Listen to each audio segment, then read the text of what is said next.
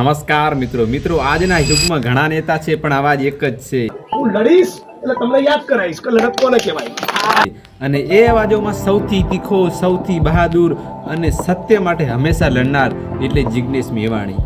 ટણી અને હોશિયારી આપણી નાગરિકોની સામે નીકળે છે. મિત્રો આજે આપણે જાણીશું જિગ્નેશ મેવાણી વિશે, જે અન્યાય સામે હંમેશા ઉભા રહ્યા છે અને પીડિતોની ચીસને પોતાની શક્તિ બનાવી છે. મિત્રો જિગ્નેશ મેવાણી એક નામ નથી, એક ક્રાંતિ છે, એક ફાઇટ છે, એક રોષ છે અને એક યુવા પેઢીના દિલનો ધડકતો અવાજ છે. સામાન્ય ઘરમાંથી આવેલા જિગ્નેશભાઈ મેવાણી આજે ભારતના સૌથી બોલ્ડ, નિર્ભય અને નીડર યુવા નેતામાં સામેલ છે.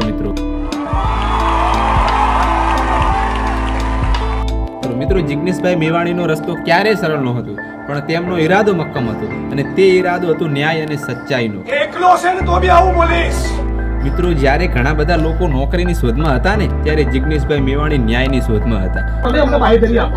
મિત્રો જ્યારે દુનિયા શાંત બેસી ગઈ ને, ત્યારે એમનો અવાજ ગરજ્યો હતો. ટણી અને હોશિયારી આપણી નાગરિકોની સામે નીકળે છે.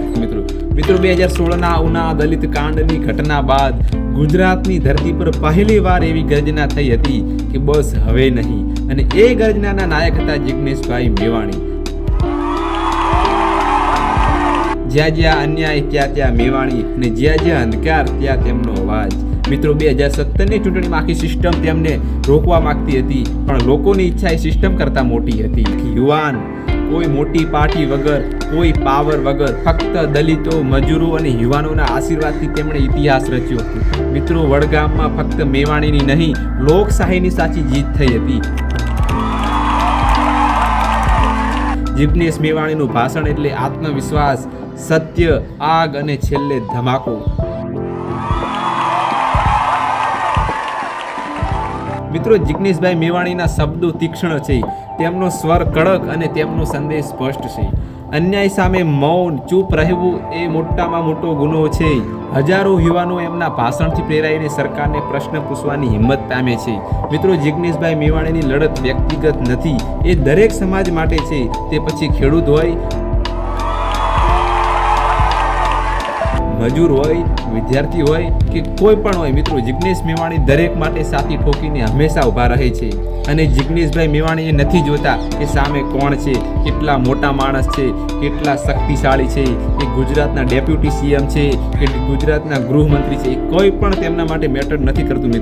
મિત્રો જ્યારે જિગ્નેશ મેવાણી પ્રશ્ન પૂછે છે ત્યારે આખી સિસ્ટમ હાલી જાય છે. મિત્રો તમે જોયું હશે વાવથરાના દારૂ અને ડ્રગ્સનો મુદ્દો, જ્યાં સુધી જવાબદાર અધિકારીને સસ્પેન્ડ ના કરે ત્યાં સુધી એથી ઊભા થવાનું નથી. એમના એક શબ્દમાં એવી તાકાત છે કે સિસ્ટમના કમ્પાઉન્ડના પાયા પણ હલાવી દે. માઇનિંગ માફિયાઓની સામે પાવર કરો તો ખબર પડે કે તમે એસડીએમ છો ને પીઆઈ છો. અને મિત્રો એમની આંખોમાં એક જ સંદેશ દેખાય છે, ડરતા હોવ તો રાજનીતિ કરશો નહીં, અને સત્ય બોલવું હોય અને સત્યની સાથે ઉભા રહ્યું હોય તો જિગ્નેશ મેવાણી બની જાઓ. મિત્રો જવાબ સાવ સરળ છે. યુવાનો અને સમગ્ર જનતાને નેતા નહીં પણ ફાઇટર જોઈએ છે, રાજનીતિ નહીં પણ ક્રાંતિ જોઈએ છે, અને આ બંનેનું પરફેક્ટ કોમ્બિનેશન એટલે જિગ્નેશ મેવાણી.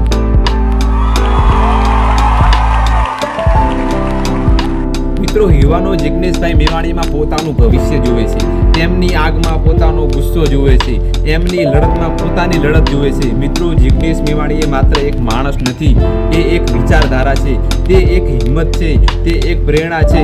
અને મિત્રો આપણી સૌની ફરજ છે સરકારને પ્રશ્ન પૂછવાની, અવાજ ઉઠાવવાની અને ન્યાય માટે લડવાની. અને તમે પણ મિત્રો અન્યાય સામે જંગ કરવા તૈયાર છો? જો તમે પણ સત્ય માટે ઊભા રહો જિગ્નેશભાઈ મેવાણીની જેમ, તો લાઈક કરો, શેર કરો, કોમેન્ટ કરો અને ચેનલને સબસ્ક્રાઇબ કરો. કારણ કે આ લડત એકલી જિગ્નેશભાઈ મેવાણીની નથી મિત્રો, આ લડત દરેક સત્યપ્રેમી ભારતીયની છે. મિત્રો હવે મળીશું આગળના દારૂ અને ડ્રગ્સના ધમાકેદાર વિડીયોમાં. ત્યાં સુધી ન્યાય માટે ઊભા રહો, સત્ય બોલો, સત્યની સાથે ઊભા રહો, અને છેલ્લે જિગ્નેશ મેવાણીની જેમ ક્યારેય ડરશો નહીં. ખૂબ ખૂબ ધન્યવાદ મિત્રો.